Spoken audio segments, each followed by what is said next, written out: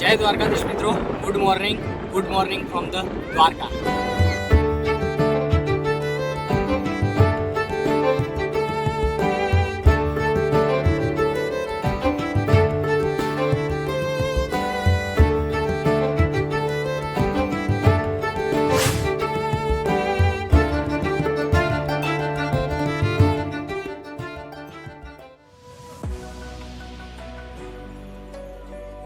દ્વારકા.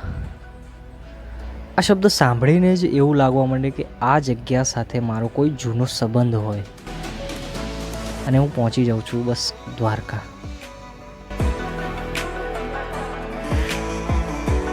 ભગવાન શ્રી કૃષ્ણ ગોકુળ મથુરા છોડીને અહીં આવીને વસ્યા હતા અને વસાવ્યું પોતાનું દ્વારકા, એટલે કે દ્વારકા નગરી.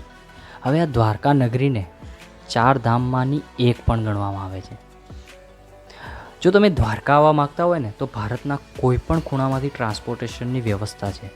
અને જો તમે ગુજરાત રાજ્યમાંથી જ આવવા માગતા હોય તો ગુજરાતના જે મોટા મોટા શહેરો છે જેમ કે અમદાવાદ, મહેસાણા, પાટણ, રાજકોટ, જુનાગઢ, અહીંયાથી તમને બસ સેવા મળી રહે છે. તો ગાઈસ, અત્યારે હું છું દ્વારકાધીશ મંદિરની બાજુમાં આવેલ ગોમતી ઘાટ પર અને ત્યાં આપણે થોડું અંદર ઉતર્યા પાણીમાં. બહુ ઠંડુ પાણી છે. કહેવાય છે કે ગોમતી ઘાટમાં સ્નાન કરવાથી પાપો દૂર થઈ જાય છે. બરાબર, હું પણ પાપ ધોવા આવ્યો છું.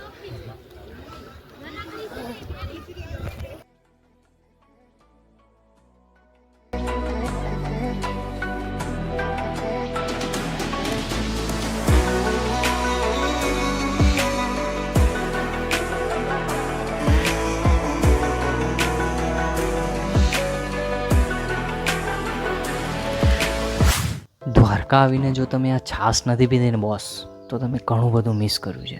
એનીવેઝ, દર્શન કરીને અમે આવી ગયા હતા પાછળની બાજુ, જ્યાં છે સમુદ્ર નારાયણ ભગવાનનું મંદિર.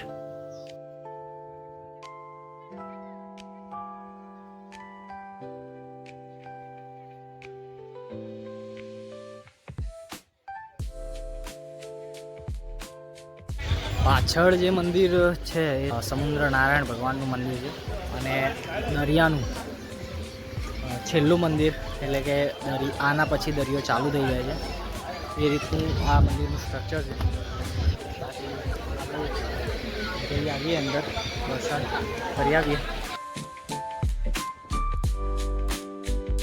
જ્યાં ગોમતી નદી અરબ સાગરને એટલે કે સમુદ્ર નારાયણને મળે છે ત્યાં આ મંદિર વિશિષ્ટ રૂપથી નિર્માણ કરવામાં આવેલું હતું. અને આ ભારતનું એવું મંદિર છે જ્યાં 24 કલાક દરિયાની લહેરો આ મંદિરની દિવાલે અથડાતી રહે છે. એટલે જ આ મંદિર એક અનોખું મંદિર તરીકે ઉભરી આવે છે.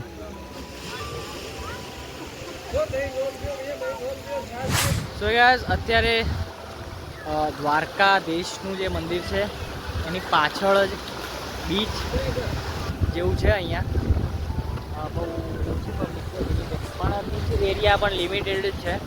સમથિંગ 300 મીટર ત્યાં આવ્યો છું હું. અને મસ્ત પાણીની આમ લહેરો આવે છે, એન્જોય કરીએ છીએ અમે, ચિલ આઉટ. બાકી આગળની અપડેટ હું આપું છું, જોડાયા રહેજો વિડીયોમાં.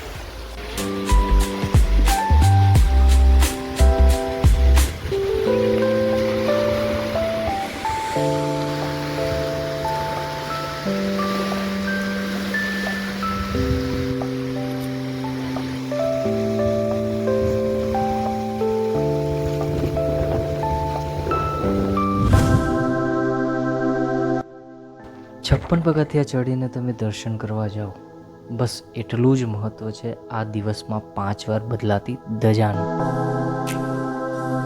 એવું કહેવાય છે કે જો તમે આ બદલાતી ધજાના દર્શન કરી લીધા ને તો આખી દ્વારકા નગરીના દર્શન કરી લીધા.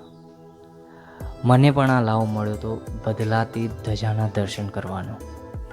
અને આ બદલાતી ધજાના દર્શન કરીને હું નીકળી પડ્યો હતો શિવરાજપુર બીચ બાજુ. હવે બીચ પર કેવી મસ્તી હોય એ તો તમને ખબર જ છે. ચાલો હું તમને જઈને બતાવું. Hey guys, welcome back to blue flag beach of India.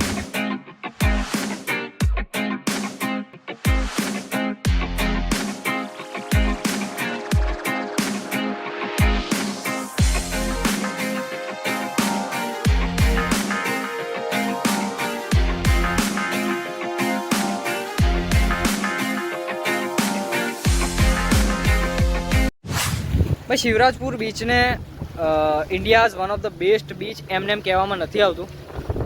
ભાઈ જોરદાર, તમે જોવો આમ બ્લુ પાણી છે, મસ્ત રાઈડો ત્યાં ચાલુ છે, બરાબર.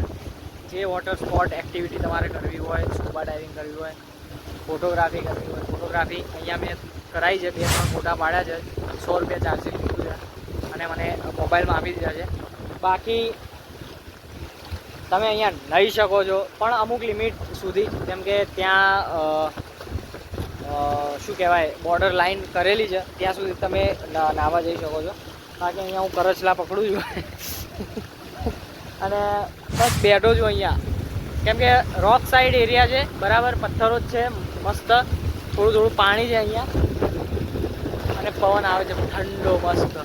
તો બેઠો છું અને હમણાં થોડી વાર પછી થોડા પગ પલાળીશું, મતલબ નાહવા જઈશું. ઠંડી લાગે છે છતાં પણ. ચલો મળું હું તમને. તો ગાઈઝ આપણે થોડી ફોટોગ્રાફી કરી છે, થોડી નહીં હજુ કરવાની છે બહુ બધી. બાકી સીન કંઈક આવો છે બીચ ઉપરનું. હવે ક્રાઉડ ઓછું છે, ખબર નહીં કેમ ક્રાઉડ ઓછું છે, બહુ જ ઓછું છે જો. બાકી આપણે ફોટા પાડીએ છીએ. બાકી તો અહીંયા જો કૂતરા બી સ્વિમિંગ કરે છે, એક આ રહ્યું ને બીજું ક્યાં ગયું, 2 કૂતરા હતા. બાકી હવે હું અહીંયાથી નીકળું છું, કેમ કે સાંજનો સમય થવા આવ્યો અને પાણીનો ફ્લો વધવા માંડ્યો છે અને જ્યાં સુધી પાણી આવતું હતું તેનાથી હવે ઉપર પાણી આવવા માંડ્યું છે. તો અહીંયાથી નીકળીએ છીએ, બરાબર. આગળ જઈએ, પેલી વોટર સ્પોર્ટ એક્ટિવિટી થાય ને ત્યાં.